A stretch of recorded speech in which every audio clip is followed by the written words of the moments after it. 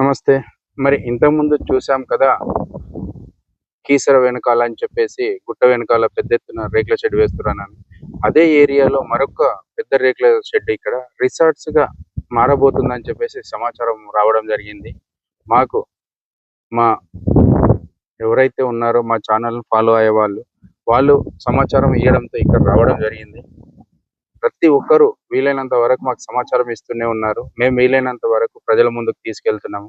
మరి ఇక్కడ పర్మిషన్ లేని భవనం ఎలా కడుతున్నారు? కీసరలో ఇన్నిగనం అక్రమ నిర్మాణాలు జరుగుతుంటే మరి ఎవరు ఇంత పట్టించుకోకుండా మరి అధికారులు చూసి చూడనట్లు ఎందుకు వదిలివేస్తున్నారు? ఎవరి అండదండాలతో ఇది ముందుకు వెళ్తుంది? మరి మాజీ కౌన్సిలర్‌లా? లేపోతే హోదాలో ఉన్న గవర్నమెంట్ ఎంప్లాయీల అండదండాలతోట? వీళ్ళ అండదండాలు ఉంటేనే ఏదైనా ముందుకు వెళ్తుంది. లేకపోతే మాత్రం అసలు వెళ్ళదు. ఇలాంటి పరిస్థితుల్లో కూడా ఎలాంటి పరిస్థితులలోనైనా కూడా ముందటికి వెళ్ళదు. మరి ఎవరైనా సపోర్ట్ ఇస్తే మరి గవర్నమెంట్‌కు గండి కొడుతున్నట్టే అని తెలుసుకోవాలని కోరుకుంటున్నాము.